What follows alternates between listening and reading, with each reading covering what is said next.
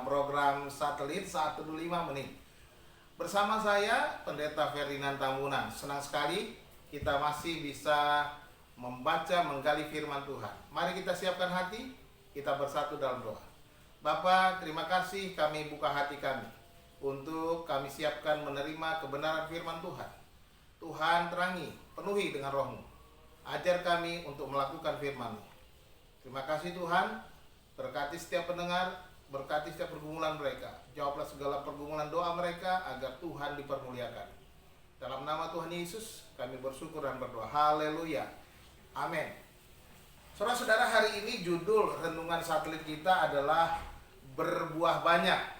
Sebagai orang percaya tentunya kita harus berbuah, dan ini adalah wajib seharusnya bagi kita sebagai orang yang sudah mengenal Tuhan. Dan firman Tuhan, hari ini kita akan belajar bagaimana supaya kita bisa berbuah banyak. Kita akan belajar dari firman Tuhan dari Injil Yohanes pasal 15. Saya akan baca ayat 1 sampai ayat 4, bunyinya demikian. Akulah pokok anggur yang benar dan Bapakulah pengusahanya.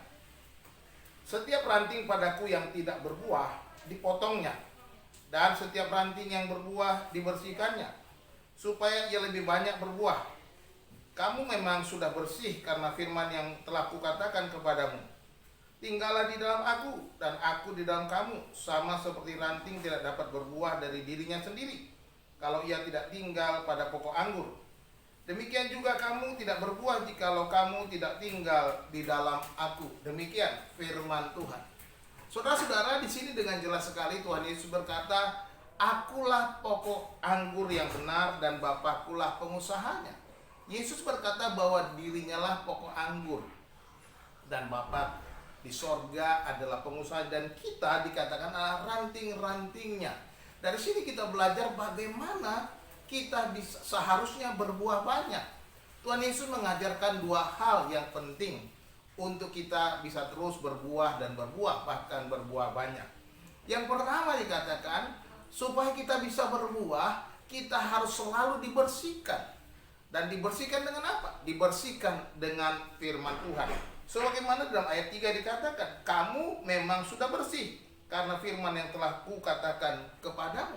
Saudara-saudara, di sini firman Tuhan berkata, Yesus berkata juga bahwa setiap ranting yang mau berbuah itu dibersihkannya supaya lebih banyak berbuah.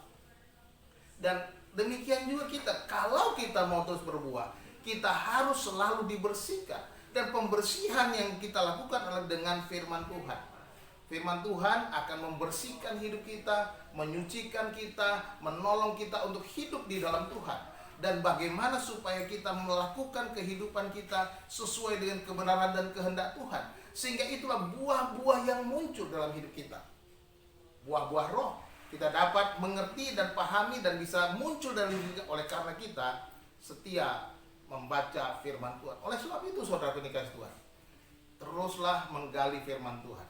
Teruslah membaca firman Tuhan tiap-tiap hari. Sekalipun saudara tidak mendengar khotbah dari orang, tetapi bacalah Alkitabmu setiap hari.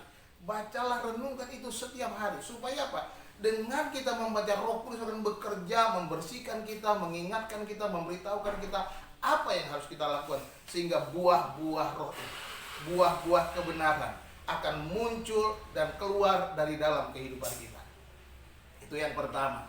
Yang kedua, supaya kita lebih banyak berbuah, ayat keempat dikatakan bahwa kita harus bersatu dengan Tuhan.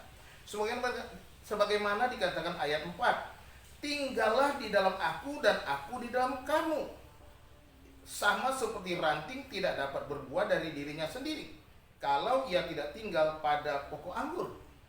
Demikian juga kamu tidak berbuah jikalau kamu tidak tinggal di dalam aku. Yesus berkata, tinggallah di dalam aku. Artinya kita harus bersatu dengan Dia. Ranting yang terlepas dari pokok anggur itu, ranting yang terlepas dari Kristus, maka dia pasti layu, maka dia pasti mati, maka dia tidak akan menghasilkan buah apa-apa. Tidak ada. Ranting yang terlepas dari pokoknya tidak akan pernah berbuah. Oleh sebab itu, Yesus mengingatkan, tinggallah di dalam aku, bersatu dengan Yesus. Bagaimana kita bersatu dengan Yesus? Persekutuan. Kita memiliki hubungan pribadi dengan Tuhan. memiliki hubungan intim dengan Tuhan melalui doa-doa saudara, melalui doa pribadi. Secara pribadi saudara datang kepada Tuhan, sehingga ada komunikasi yang intens antara Tuhan dengan kita. Bagaimana supaya kita memiliki kesatuan roh di dalam Tuhan, di mana kita merasa menjadi miliknya Tuhan dan kita tinggal di dalam Tuhan, tinggal di dalam hadiratnya, sehingga buah-buah kebenaran akan muncul dari dalam diri kita. Saudara yang dikasihi Tuhan, percayalah, jikalau kita tinggal di dalam Yesus, maka kita akan terus berbuah. Jikalau Kristus tinggal di dalam kita, maka kita akan terus berbuah. Milikilah persekutuan yang benar di dalam Tuhan. Milikilah waktu teduh dengan Tuhan. Saat engkau membaca firman Tuhan, ambil waktu untuk berdoa. Ambil waktu untuk bersekutu dengan Tuhan. Ambil waktu untuk berbicara secara pribadi dengan Tuhan. Tuhan Yesus memberkati saudara. Shalom.